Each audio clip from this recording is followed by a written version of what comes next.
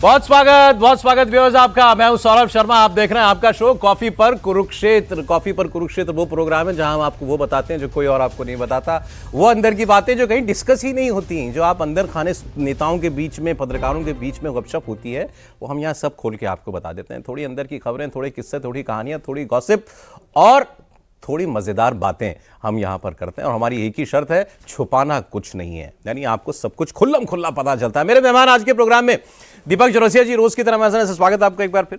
Bhavesh Jha CNX के director हैं, हमारे लिए सर्वे भी करते हैं, हमारे लिए क्या मतलब दुनिया भर के लिए करते हैं, इन पार्टियों के लिए भी करते हैं, बताते नहीं है उनके बारे में। और अभी जब सब जगह करते हुए अपना सर्वे घूम भी रहे हैं। एग्जिट पोल तो जैसे 2 फेज का इलेक्शन हो गया तो एग्जिट पोल का डेटा तो इनके पास आ चुका है, हम वो नहीं बता सकते भाई, वो हमारी कानूनी मजबूरी है। एग्जिट पोल तो जिस दिन मतलब पहले आखिरी राउंड की वोटिंग होगी उसी दिन आपको पता चलेगा, लेकिन इनसे हम एक सेंस ले सकते हैं कि भाई आखिर इलेक्शन में मुद्दे चल क्या रहे हैं। अब व्यूअर्स, आपसे आज हम क्या बात करेंगे। अब ये इलेक्शन जो है ना, ये इलेक्शन अपनी पीक पकड़ गया है। अब ये इलेक्शन बन गया है। जो शुरुआत में ठंडा ठंडा लग रहा था, कूल वाला मामला, अब वो नहीं रह गया।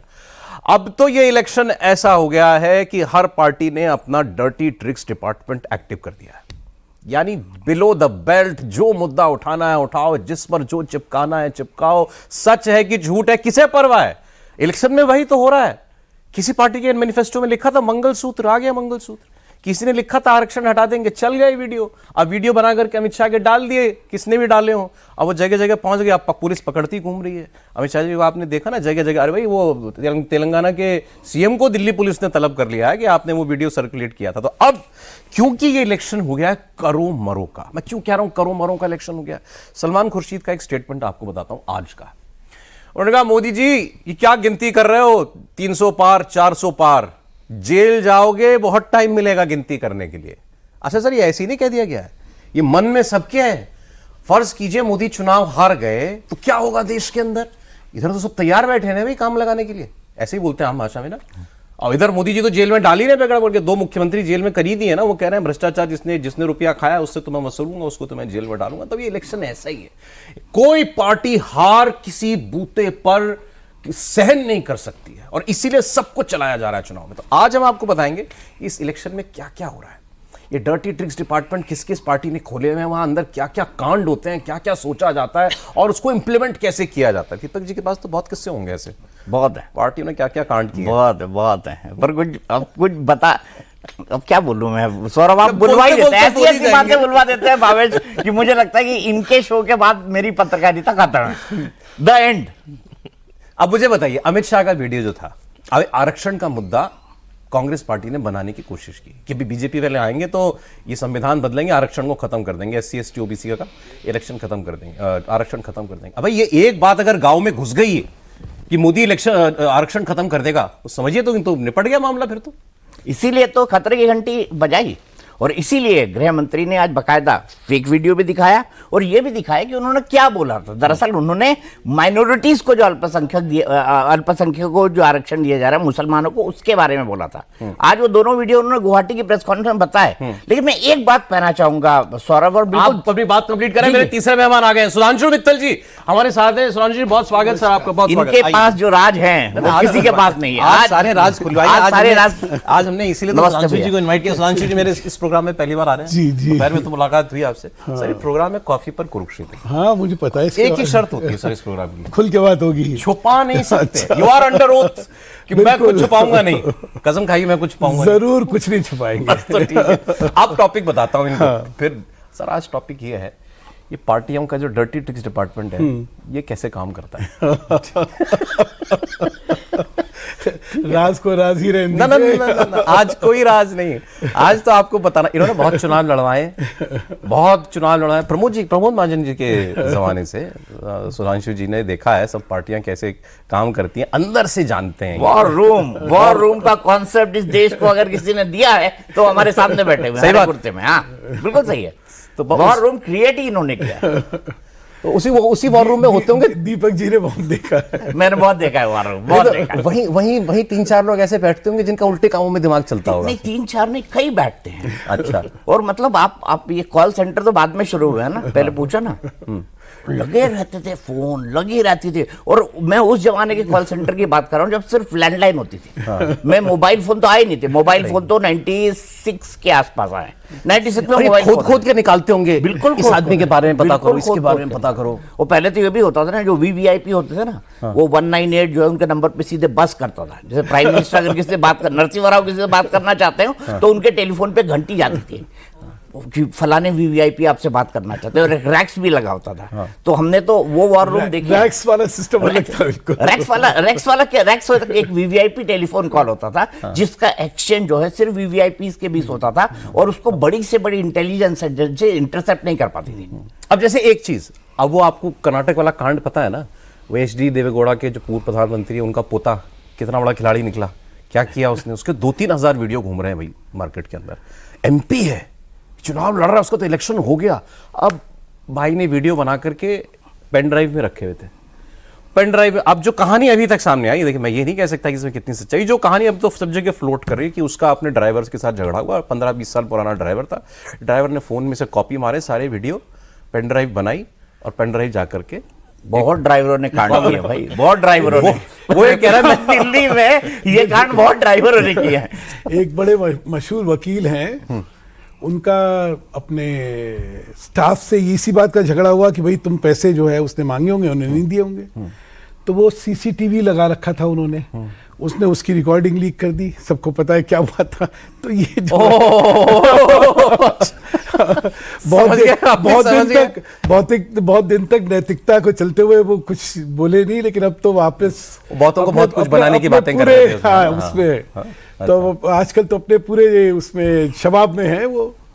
लेकिन जो लोग नैतिकता की बात करते हैं उनको भी समझना चाहिए कि कुछ ऐसे चेहरे जब आप दिखाते हैं तो लोगों की याददाश्त जो है वो वापस आ जाती है। नैतिकता में वो चुनाव लड़े जाते हैं कि आप ऑनेस्टली चुनाव नहीं लड़े जाते। देखिए, जब बात हो रही है कि डर्टी ट्रिक्स डिपार्टमेंट वगैरह की, एक स्तर था थोड़ा, मुझे लगता है कि ये जो फेक वीडियोस वाला जो हो गया, डीप फेक्स जो है ना, ये एक बड़ा खतरनाक चीज है। इसमें किसी की भी आवाज, किसी की भी शक्ल और किसी का कुछ भी बना देंगे। अब इसको कैसे लड़ेंगे? चुनाव के समय एक वीडियो रिलीज होता है, वो फेक है नहीं फेक है ये तो तब पता लगेगा ना जब उसका फॉरेंसिक पूरी जांच हो जाएगी। तब तक तो जो डैमेज होना है या जो फायदा किसी को लेना हो चुका होगा। तो ये जो है, पहले क्या होता है काउंटर करने के लिए, डर्टी ट्रिक्स डिपार्टमेंट क्या होता है, वो एक नैरेटिव कोई कर देगा, एक आपकी खोद खाद के लाके कुछ काउंटर करने के लिए कुछ कर देगा। अब जो है ये जो फेक चीजें होने लगी है, पहले सत्य को उजागर करना जो था वो डर्टी ट्रिक्स डिपार्टमेंट माना जाता था, आज झूठ को कैसे परपेट्रेट करना है वो डर्टी ट्रिक्स डिपार्टमेंट हो गया। ये थोड़ा सा खतरनाक है मुझे लगता है राजनीति में, और खासतौर से चुनावों के समय में इसका चिंतन जरूर होगा। अरे ये बताइए, ये बात सही है कि बड़ी पार्टियां खास करके ये अपने विरोधियों के ऊपर कहीं ना कोई कुछ ना कुछ लेकर बैठी होती हैं हर वक्त, जो है किसी कोई फाइल होती होगी या किसी का कोई वीडियो, कोई पहले तो एमएमएस बोलते थे ना हम लोग, सौरभ जी क्या है, एक तो इंटरनेट का जमाना है, सोशल मीडिया का जमाना है, इतनी चीजें, इतना कुछ ज्ञान जो है, आपको बटन आपने कीबोर्ड दबाया और आपको वैसे ही मिल जाता है। अब क्या होता है कि सिर्फ लोग बैठे होते हैं कि भाई फला के बारे में सारी जो है हिस्ट्री ज्योग्राफी उसकी पूरी जो इतिहास है वो निकाल के रखो, देखो इसमें क्या चीज जो है महत्वपूर्ण है चुनाव की दृष्टि से या वैसे भी दृष्टि से। वो होता है, वो हर एक जना करता है। तो अब जैसे आज मैंने एक सोशल मीडिया पे फोटो डली हुई है, मेरे ख्याल से if I am not wrong, Shivpal ji के बेटे की, और वो बहुत पुरानी होंगी, हो सकता है वो पढ़ता होगा वो व्यक्ति जब तब की होंगी तस्वीरें, तो वो अपना कुछ लड़की वड़कियों के साथ तस्वीर है, वो कुछ नॉर्मल जैसे पार्टी वार्टी करते हैं लोग उस तरह की तस्वीर है। अब वो भाई लेकिन इलेक्शन लड़ रहा है, अब इलेक्शन में इतना ही बहुत है किसी के लिए। देखिए किसी नेता का किसी लड़कियों के साथ पार्टी करते हुए तस्वीर आ जाए, वही बहुत है। एक बड़ा अच्छा ज्ञान किसी ने दिया था, बोले आज के जमाने पे फोन पे वो बात करना जो कभी तुम्हें सुनाई जाए तो तुम शर्मिंदा ना हो, और वो लिखना या वो संदेश भेजना जो जब तुम्हें पढ़ाया जाए तो तुम शर्मिंदा ना हो। क्यों, क्या चीज किसके हाथ कब लगेगी इसका कुछ नहीं पता। आज की टेक्नोलॉजी इतनी आगे बढ़ चुकी है कि हर चीज जो है वो कहीं ना कहीं से खोदी जा सकती है।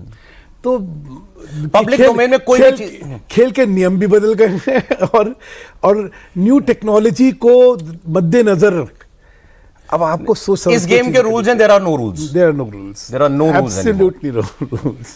अभी जैसे आरक्षण वाली बात आप कर रहे थे, आप अमित शाह का वीडियो फेक बना करके चला दिया। वो कह रहे थे कि कांग्रेस ने माइनॉरिटी को, अल्पसंख्यकों को आरक्षण दिया, हम आए तो आरक्षण खत्म कर देंगे, वो वाला आरक्षण खत्म कर देंगे, उसमें से माइनॉरिटी वर्ड गायब कर दिया। अब वो कहते हुए सुनाई दे रहे हैं कि हाँ हम जीते तो हम आरक्षण खत्म कर देंगे। और पर आज एचएम साहब ने अच्छा बताया, और मैं सौरभ एक बात कहना चाहता हूं और बड़े दिल से बात कह रहा हूं, आरक्षण पे जितना बड़ा फेक नैरेटिव कांग्रेस पार्टी ने दिया ऐसा कभी नहीं हुआ।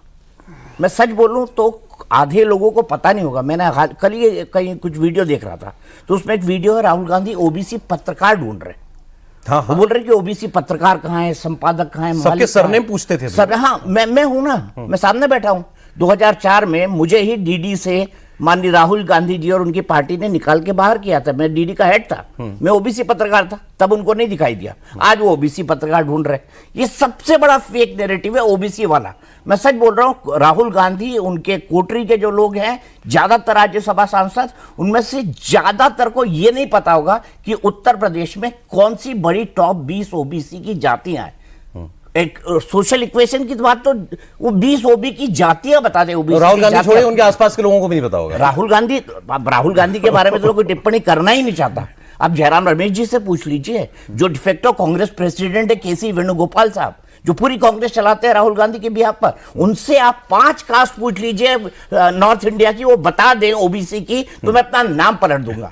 मेरे साथ जो कुछ किया मैं कभी कह रहा, एक तो सौरभ आप कुछ ज्यादा ही बुलवा देते हैं। मैं कुछ कहना नहीं चाहता हूं, मेरे मुंह से निकल जाता है। मैंने 20 साल ये बात दबा के रखी थी। 20 साल मैंने पहली बार बोला। गाना बड़ा चल रहा है, हम क्या, हमें जिंदा रहने दो हुस्न वालों, हम बड़े सताए हुए हैं क्या? अब क्या बोलूं मैं, जो सच है मैं उसको बयां कर रहा हूं, और सुधांशु भाई तो उसके गवाह हैं। बिल्कुल सही। कमिंग बैक टू आरक्षण, आरक्षण को इस चुनाव में कांग्रेस को मुद्दा बनाना था, और अब वही इसीलिए हम आज डिस्कस ये कर रहे हैं। वो काट छाट के वीडियो बनाया, जैसा ही बनाया, वो वीडियो क्या चल पड़ा? मैं आपसे स्पेशली भावेश से पूछ रहा हूं। भावेश की तो सर्वे ही करते हैं ना, काम ही प्रोफेशन ही है, लोगों के बीच में जाकर पता करना मुद्दे क्या हैं। ये आरक्षण का मुद्दा क्या घुस गया गांव तक? देखिए, आप पर्टिकुलरली यदि इसी टॉपिक को देखेंगे तो देखिए, ये इशू आया 2015 जब बिहार इलेक्शन चल रहा था। उस टाइम एक मुद्दा चल गया था, मोहन भागवत जी का एक स्टेटमेंट को उठा के लालू यादव ने उसको बड़ा मुद्दा बना दिया था, अगड़ा वर्सेस पिछड़ा बना दिया था। बीजेपी वो चुनाव हार गई थी, लेकिन बीजेपी सिर्फ उसी वजह से हारी थी ऐसा संभव नहीं है, क्योंकि उस टाइम नीतीश कुमार का फेस था, बीजेपी कमजोर थी। यही मुद्दा यहाँ पे ये करने की कोशिश की। अब ग्राउंड पे क्या हो रहा है देखिए, कुछ सेक्शन है, मैं पर्टिकुलरली उसका नाम नहीं ले सकता क्योंकि मुझे 1 जून को एग्जिट पोल करते हैं, ये नहीं बता सकता कि किस सेक्शन में ये मुद्दा चल रहा है, उससे कुछ नुकसान हो रहा है जो रूलिंग पार्टी है उसको, वो है। और वहां पे है जहां पे बीजेपी एक वर्ग के अंदर ये बात पहुंची। बिल्कुल, ये एक वर्ग के अंदर पहुंच रही है। बीजेपी आई तो आरक्षण खत्म कर देगी। हाँ, बल वो भी है। और एक मुद्दा जो 400 पार का नारा जो स्लोगन लगा, उससे भी लगा कि 400 पार क्यों चाहिए, तो उसका भी एक इश्यू है कि उसकी वजह से शायद क्या जो कांग्रेस एक से एक जोड़ रही है कि 400 पार इनको चाहिए क्योंकि ये संविधान इनको बदलना है, संविधान में क्या बदलना है तो आरक्षण हटाना है। बिल्कुल, ये नैरेटिव आप कह रहे हो कहीं ना कहीं किसी एक सेक्शन के अंदर है। और पर्टिकुलरली वहां पे जहां पे बीजेपी का जो पर्टिकुलर कैंडिडेट है वो उसको काउंटर नहीं कर पा रहा, या बीजेपी का स्टेट लीडरशिप वहां पे उसको काउंटर नहीं कर पा रहा है, तो वहां पे ये मुद्दा चला। उसको बीजेपी को कुछ ना कुछ हद तक नुकसान हो रहा है, लेकिन सिर्फ यही मुद्दा नहीं है, उसके कुछ बीजेपी के पक्ष में भी जाता है, कुछ चीजें बीजेपी ऑब्वियसली बहुत सारी चीजें होंगी। लेकिन आप कई बार सोचते होंगे ना, मैं तो सोचता हूं कि भाई अचानक से राहुल गांधी आया, कहा कि अरे बीजेपी वाले जो है आएंगे तो आरक्षण खत्म कर देगा। कौन देश में आरक्षण खत्म कर सकता है? आप किसी को अपनी राजनीति खत्म करनी है। लेकिन जो ये भावेश बता रहे हैं, भाई एक वर्ग है जो किसी की बात को सीरियसली ले लेता है, और इसलिए अब आप देखिए अमित शाह जी की टीम जो मतलब होम मिनिस्ट्री एक्टिव हुई, धड़ाधड़ लोग पकड़े जा रहे हैं। वो जिग्नेश अंबानी का सहयोगी पकड़ा गया। शुरू होने से पहले दीपक सर से यही बात कर रहा था। देखिए, ये जो मुद्दा है कि संविधान बदल देंगे और आरक्षण खत्म कर देंगे, संविधान बदलने के लिए बीजेपी को कितनी सीट चाहिए होगा? 350 352 सीटें चाहिए। उतनी सीटें तो है ना बीजेपी के पास, तो समय के साथ इसको काउंटर नहीं कर पाना, ये बीजेपी के लिए क्या बोला सर, 2 टर्म की फुल मेजोरिटी है हमारे पास, और ठीक कह रहे हैं, 350 352-53 एनडीए थी इस बार। पता कुछ भी बदलना होता बदल देते हैं। देखिए, ये एक जो नैरेटिव रिजर्वेशन को लेके है ना, वो एक बड़ी कहावत थी कि show the fear of the BJP and take the votes of the minority. तो ये एक नैरेटिव है। अब इसमें क्या, जैसे उन्होंने कहा कि भाई मुसलमानों का जो आरक्षण है वो संविधान में गलत है, क्योंकि कास्ट बेस्ड है, क्लास बेस्ड है, रिलीजन बेस्ड आरक्षण जो है संविधान में नहीं है, और इसको तो संविधान में डालने की कभी कोशिश हो ही नहीं सकती है। दूसरी बात क्या है कि कांग्रेस ने आंध्रा में ये करा, हर जगह उन्होंने कोशिश करी कि मुसलमानों में वोट बैंक को अपने को एक्सपैंड करने के लिए आरक्षण का लॉलीपॉप जो है वो दिया जाए। थोड़ा सफल भी हुए, वो उसमें आंध्रा में सफल भी हुए। अब ये चीज जो है संविधान के खिलाफ है और भाजपा को लगता है कि इसका स्पष्टीकरण होना चाहिए। अच्छा, वो स्पष्टीकरण, लेकिन जैसा इन्होंने बताया ना कि ये चालू हुआ 2015 से, वहीं पे कि मोहन जी के एक बयान को लेके तोड़ मरोड़ करके ये अगला पिछड़ा कर दिया। और ये है कि भाई एक चाहे ओबीसी रिजर्वेशन हो चाहे एससी रिजर्वेशन हो, ये जो है ये अगड़ों की पार्टी है और ये इसको खत्म करेगी। अच्छा, भाजपा किसी जमाने में कभी कहा जा सकता था बनिए ब्राह्मण की पार्टी है, अब थोड़ी। आज आप कह सकते हैं प्रधानमंत्री ओबीसी है, यहाँ पे लार्जेस्ट रिप्रेजेंटेशन ओबीसी का अगर है तो भाजपा में है, अगर लार्जेस्ट रिप्रेजेंटेशन एससी का है, चुने हुए एससी का है, तो कहां है? भाजपा में। नहीं सर, इलेक्शन है ना, कुछ भी कहा जाता है, कुछ भी चीज चलाई जाती है। अब मैं थोड़ा सा इस पे आना चाहता हूं, क्योंकि आज सुधांशु जी हैं तो उनका फायदा हो। पुरानी बीजेपी कैसे चुनाव लड़ती थी और ये बीजेपी कैसे चुनाव लड़ती है, मैं फिर हम कहेंगे आप उस दौर की बात कीजिए। अब एक हमने सुनाया था, हमने तो उस वक्त हम लोग एक्टिव नहीं थे इतने जर्नलिज्म में। Pramod ji used to be the brain party, मतलब स्पेशली चुनाव जी। तो उनका क्या स्टाइल था चुनाव रन करने का? देखिए, जो जीत की इस समय जो आग होती है, ये मानना पड़ेगा कि इस समय भाजपा में जीत की आग जितनी अब है उतनी कभी नहीं रही। इसका श्रेय देना पड़ेगा नरेंद्र भाई को देना पड़ेगा और अमित भाई को देना पड़ेगा। जितना केंद्र से माइक्रो मैनेजमेंट, हर सीट पे दृष्टि रख के और हर सीट के बारे में एक रणनीति बना के हो रहा है, वो आज तक कभी नहीं हुआ।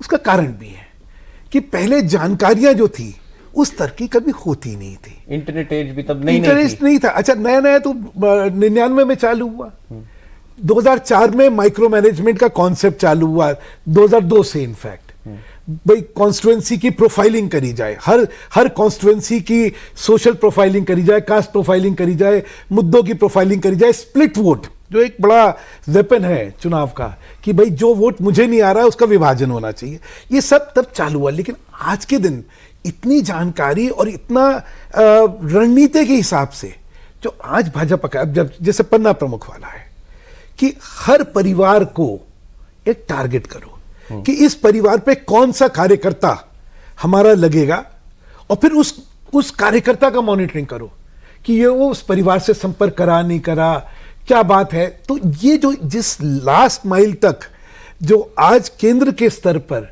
मॉनिटरिंग करी जाती है वो अनप्रेसिडेंटेड। पहले मोटे तौर पर इश्यूज डिसाइड हो जाते थे, पहले मोटे तौर पे होते थे, कॉन्स्टिट्यूएंसी के लेवल पे भी छोड़ दिया जाता था, वो पोलिंग बूथ और परिवार के लेवल पे कभी इतनी डिटेलिंग होती ही नहीं थी।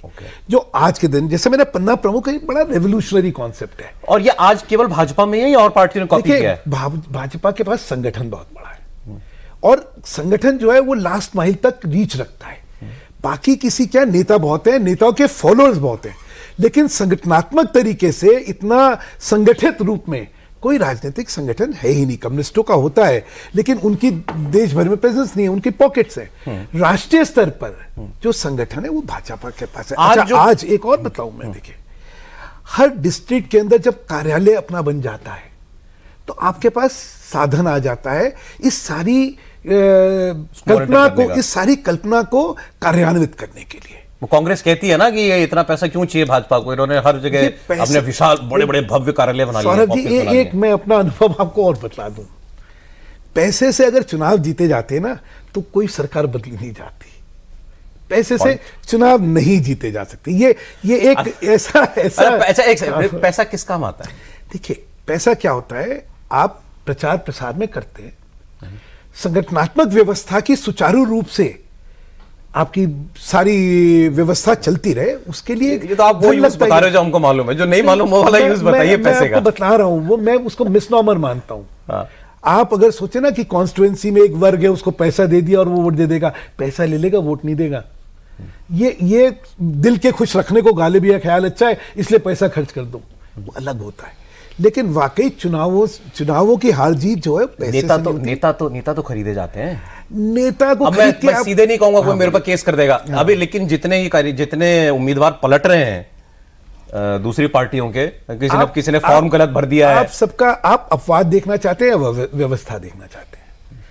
आप 543 सीट के चुनाव का विश्लेषण कर रहे हैं, आप अपवादों को, व्यवस्था को कहां स्थापित करेंगे? प्रश्न ये है कि अगर कोई भाजपा जब जीत के आएगी यहां पे, तो क्या वो खरीद फरोख्त से जीत के आएगी? नहीं, जनता से जब तक वोट नहीं मिलेगा तब तक नहीं बात जीत तो सकती सही है है। आपकी। और वोट पैसे से नहीं मिलता है। मैं बड़े बेबाकी से ये कहना चाहता ठीक है, हूं। दीपक जी बताएंगे पैसा किस काम आता है। एक बात कहना चाहता हूं। मेरे एक मित्र थे, हाँ। वो हर तरह से बड़े पावरफुल थे, इससे भी उससे भी, धन बल से, बाहुबल से, और जो बट्टी है ना, सारी उससे चीजें। उससे भी। अब उन्होंने अरे सर दारू क्या बात दारू है? भी बटती है, शराब बटती है ना। दारू तो उन्होंने बटती है, सब इतना चीज बांट बटती है। दिया पैसा, और वो इतना बांट दिया कि अगले दिन सुबह आदमी उठ के वोट डालने नहीं गया और वो हार गए। ये मैं आपको मेरे लाइफ में आप- मेरे एक Exactly, नजदीकी ज्यादा बांट दी। दोस्त- ज्यादा बांट, दोनों चीजें बहुत ज्यादा बांट दी। तो इससे वो चुनाव नेता आज भी है।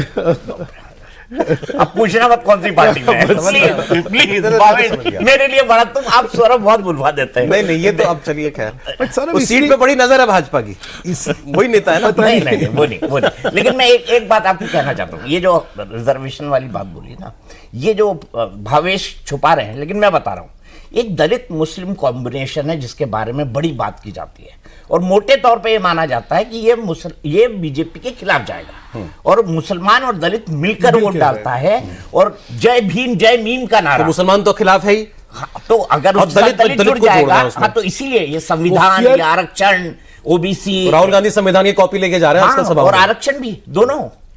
वही तो बात कह रहा हूं मैं, इसीलिए ये जय भीम जय मीम का नारा है। तो यही है ना, मैंने जैसे कहा, ये एक fear psychosis। नहीं तो ये आपको लगा कि कुछ चल पड़ा क्या? नहीं देखिए, कुछ पॉकेट्स में जैसा भावेश बता रहे हैं, कुछ ऐसे पॉकेट्स हैं। देखिए और जो बीजेपी ने इसका काउंटर किया कि ये तुमसे तुम्हारी संपत्ति लेकर के मुसलमानों में बांट देंगे, ये मेरे ख्याल से ये लेट रिएक्ट किया बीजेपी ने। शुरुआत में बीजेपी को शायद समझ में नहीं आया कि ये इससे कुछ नुकसान हो सकता है। संविधान जो है ये देखिए, काम मैं- कर रहा है वो देखिए, विपक्ष के लिए, बीजेपी पूरा के लिए। यदि आप मुझे एक्सप्लेन करने देंगे तो ज्यादा बेटर होगा। 3 प्रमुख मुद्दे हैं अभी चुनाव के जो ग्राउंड पे चल रहे। RRR एक मूवी आई थी, उसी से रिलेट यदि कीजिए तो राम, राशन और रिजर्वेशन। राम, राशन और रिजर्वेशन। रिजर्वेशन। ओके, आप दो चीज आप रिलेट कर सकते हैं, दो चीज से किसको फायदा हो रहा है, एक चीज रिजर्वेशन किसको थोड़ा बहुत नुकसान हो सकता है। तो जहां राम और राशन बीजेपी के लिए काम कर रहा है। राम बीजेपी के लिए पोलराइजेशन का काम जनवरी महीना में बहुत बड़े स्तर पे किया था। उन लोगों में जो अपने जो कहते हैं ना कि आप देखेंगे यदि उस टाइम का आपके पास यदि वीडियो फुटेज बहुत सारे इंटरनेट पे अवेलेबल होंगे, वहाँ पे राम की पूजा, वहाँ पे दीप जलाए गए थे जहाँ पे लोग कल्पना नहीं कर सकते थे। साउथ गोवा में आप चले जाएं, क्रिश्चियन डोमिनेटेड एरिया में जो इतने बड़े लेवल पे इसका ऑर्गेनाइजेशन हुआ था। केरला में आप चले बड़े लेवल पे, साउथ में आप कहीं जाए बड़ी स्कूल में इसका आयोजन किया गया था। तो राम, राशन जो बीजेपी ने जो 4-5 साल से जिस चीज़ के लिए बीजेपी को बहुत ज़्यादा फायदा हुआ चुनाव में, इसका बहुत बड़ी असर है।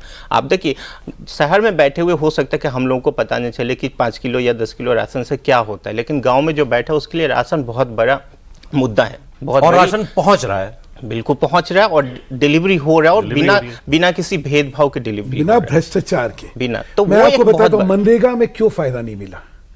जब जिस आदमी ने काम करा उसको उसमें पैसा अपना ही पैसा लेने के लिए जब 20% देना पड़ा ना, तो जो जिस चीज से कि सरकार को फायदा मिलना चाहिए था वो नहीं मिला। उसी में उसको गुस्सा आया। देखिए, जो आप देते हैं वो फिर उसका हक है। हक के लिए अगर मुझे भ्रष्टाचार एनकाउंटर करना पड़े तो मेरे में गुस्सा आना स्वाभाविक है, और इसीलिए सरकारों को फायदा नहीं मिलता है। जो अब की बात है ना, इन्होंने 2 चीज कही। देखिए, राशन 80 करोड़ लोगों का लाभार्थी को जब पहुंच रहा है और बिना भ्रष्टाचार के पहुंच रहा है, बिना किसी दिक्कत के पहुंच रहा है, कोई उसका हैरेसमेंट नहीं हो रहा है, तो इसलिए उसका एक प्रभाव पड़ता है। और देखिए, सरकारों को जहां डिलीवरी हुई है, राजनीति देखिए पहले कास्ट बेस्ड सब हम लोग कहते, हम क्या कहते थे, you don't cast your vote, you vote your caste, यही थी ना। हाँ, कास्ट इंपॉर्टेंट है बट एब्सोल्यूट नहीं है। आज के दिन एब्सोल्यूट क्या है? Hope, delivery and performance. 2004 देखिए, मंडल ने 1990 में मंडल इंप्लीमेंट हुआ था। मंडल का प्रभाव एक 15 साल चला। रिजर्वेशन का मामला नहीं, इसलिए बतलाना जरूरी है। 15 साल चला, लेकिन 15 साल के बाद वो प्रभाव क्यों ओबीसी का खत्म हुआ? क्योंकि वहां पे जो लार्जर ओबीसी आइडेंटिटी थी, उनको लगा कि इसका फायदा सिर्फ एक पर्टिकुलर जात को मिला है। तो जो लार्जर आइडेंटिटी थी, इसलिए वो टूटी। उसने फिर अपने को ओबीसी की तरह आइडेंटिफाई करना छोड़ा। उसने अपने को, जो छोटी मेरी कास्ट है मैं उसके लिए करूंगा, और इसी वजह से उसको रिकग्निशन हुई। उसको इलेक्टोरली, पॉलिटिकली क्या फायदा मिला कि अरे इस जात का इसकी सीट मिल गई, इसको ये जात का इसकी सीट मिल गई। तो ओबीसी टूटी। 2005 के बाद जो होप फैक्टर है वो पैरामाउंट हो गया। डिलीवरी, जिस राज्य में अच्छी सरकारें चली, वहां पे देखिए वो लोगों ने रिवॉर्ड वापस करा। अभी भी ये जो ये कह रहे हैं, देखिए मैंने फिर कहता हूं, जब 553 का देखते हैं तो कुछ जगह कुछ भ्रम फैल सकते हैं, लेकिन हिंदुस्तान की जनता बहुत होशियार है। अगर हम उसको ये लेके चले कि वो ऐसे बह जाती है, ऐसा होता नहीं। मेरा मुझे काफी अच्छा उन्होंने समराइज कर दिया वो RRR राम, राशन, रिजर्वेशन से के कार्ड से बीजेपी को बचना है, और राम और राशन की कार्ड कांग्रेस पार्टी को और विपक्ष को जोड़ना। टाइम कम रह गया, लेकिन मैं थोड़ा वो कर्नाटक वाली बात तो करना चाहता हूँ, क्योंकि लोग भी सोच रहे होंगे वैसा ऐसा हमारा सांसद था, ये वीडियो बना रहा था जो इतने सारे। दीपक भाई, अब जी जरा मुझे बताइए कि ये ऐसे ऐसे धुरंधर रहे हैं पहले भी जो ये करके गया है? मैं सच बोलूं तो हाँ, ऐसे कांड हमको सुनने को मिले हैं। आप देखिए, एक त्रिपाठी जी थे जिनको एक कवियत्री के मर्डर में सजा हुई, कैसे छूटे सब जानते हैं। राजस्थान का देख, बावरी देवी मतलब और भैया बताएंगे कितने केस हैं ऐसे, कई नमूने पड़े हुए हैं भाई। इतनी बड़ी फैमिली का आदमी, बताइए, पूर्व प्रधानमंत्री का पोता, और उसके पिता पर भी आरोप है। मैं एक चीज जानना चाहता हूं, ये तो 2019 से 2022 मैं एक चीज आपसे जानना चाहता हूं। एक आदमी ये सब कुछ कर रहा था, ओवर द इयर्स किया होगा इसने 2-2.5 हजार वीडियो अगर इसने 5 साल से ये मुद्दा, जब से भी ये कर रहा होगा और उनको रिकॉर्ड कर रहा है, फिल्म कर रहा है, इतनी महिलाएं प्रभावित रही होंगी इससे। ऐसा हो सकता है कि बात छुपी रही हो? नहीं, 5 साल से पब्लिक डोमेन में 5 साल से तो पब्लिक दिक्कत एक क्यों नहीं इसके ऊपर कभी डंडा चला? मैं बताता हूं, मैं इसका कारण बताता हूं। इसका कारण है वोट बैंक की और जाति का गणित। वहां पर ये है वोकलिंगा, बाकी है लिंगायत। वोकलिंगा, लिंगायत में वोट बटे हुए हैं। लिंगायत येदियुरप्पा साहब है, वोकलिंगा देवेगौड़ा है। सिद्धारमैया को भी वोकलिंगा चाहिए, बीजेपी को भी वोकलिंगा चाहिए। तो सिद्धारमैया और जेडीएस की सरकार तो थी जब ये मामला धीरे धीरे सामने आया था। उनकी सरकार, तो कांग्रेस की सरकार ने दबा दिया इसको। हाँ, दोनों की नॉलेज में था भाई, दोनों की नॉलेज में था। और वहां के बीजेपी के लोकल एमएलए के जो कैंडिडेट है, जिन्होंने उनके बेटे को शायद हराया है, जहां तक मेरी जानकारी है, अभी वो विधायक है, वो बीजेपी का कैंडिडेट कह रहा है कि हाँ भाई, मैंने जो है इसके बारे में अपने स्टेट प्रेसिडेंट को बताया है, बीजेपी के स्टेट प्रेसिडेंट को ये बात बताई है उन्होंने। ये ऑन रिकॉर्ड है। मैं कोई और देखिए, मंच से दोनों एक दूसरे के ऊपर इल्जाम लगा रहे हैं, बीजेपी कांग्रेस वाले। सौरभ, इसमें एक जरा वो हिंदुस्तान के परिप्रेक्ष्य में एक बड़ी महत्वपूर्ण चीज है। देखो क्या होता है, आप अमेरिका चले जाइए, बड़ी परमिसिबल सोसाइटी है, लेकिन जब अपने राजनेताओं का कंडक्ट आता है तो बहुत माइक्रोस्कोप से देखा जाता है, और कोई मिसकंडक्ट जो होता है तो उनको रिजाइन करना पड़ता है। यूके चले जाइए, जहां किसी के बारे में ऐसी चीजें। हिंदुस्तान में बहुत दुर्भाग्य की बात है कि व्यक्तिगत आचरण, इन सब चीजों को लेके अगर प्रश्न चिन्ह रहे हैं तो जनता में समाउ द अदर उसको गंभीरता से नहीं लिया गया है। उनको किसी को भी आपने देखा है राजनीति से त्याग पत्र देते हुए। पब्लिक लाइफ में रह लेते हैं ये लोग। पब्लिक लाइफ में अब हमारा एक वो फ्रेज चल गया है कि साहब, public life is different than your private life. We don't look into your private life. ये प्राइवेट लाइफ नहीं है। ये तो आप मैं कुछ बातें शेयर करूं इससे भावेश, बिल्कुल समय बिल्कुल नहीं है। हाँ, अगर आपको बहुत क्विकली कुछ बताना चाहते हैं। इस चीज को एक्चुअली कांग्रेस की एक मीटिंग में उठी थी कि इसको कब लाया जाए, और डीके शिव कुमार चूंकि खुद उसी कम्युनिटी से आते थे, इसको दबाना चाहते थे। और इस समय लाने के लिए अभी भी वो नहीं चाहते कि इसको लाया जाए, क्योंकि उनको अभी लोकसभा चुनाव में अभी ये प्रूफ करना है कि भोकालिका का एक सेक्शन जो असेंबली में कांग्रेस को मिला था वो अभी भी उनको वोट करता सब है। मिले हुए हैं जी, सब मिले हुए हैं, केजरीवाल तो जी की वो- बात याद आ ये गई। बात है। सब मिले हुए ये हैं बात जी, है। अभी भी वो इस रोकना आदमी को तो चाहते थे। बचाने में याद सब भी आपने किसको किया? आपने मजा आ याद गया भी मुझे। किसको करा? क्या याद किया आपने? तो viewers, आज कॉफी पर कुरुक्षेत्र में इतना ही। देखिए अंदर की कुछ बातें हमको पता चली ना, कैसे डर्टी ट्रिक्स डिपार्टमेंट काम करते हैं, और वही इस वक्त एक्टिव हो गए हैं। बड़ा अच्छा समराइज कर दिया भविष्य हमारे लिए RRR इस इलेक्शन का अभी तक का निष्कर्ष। राशन, रिजर्वेशन और राम, ये 3 मुद्दे इस वक्त जमीन पर चल रहे हैं। अब देखिए नया मुद्दा कौन क्या उछालता है और कौन उसको कहां तक ले जाता है। बहुत शुक्रिया भावेश, दीपक जी, सुधांशु जी, बहुत बहुत धन्यवाद आपका। बहुत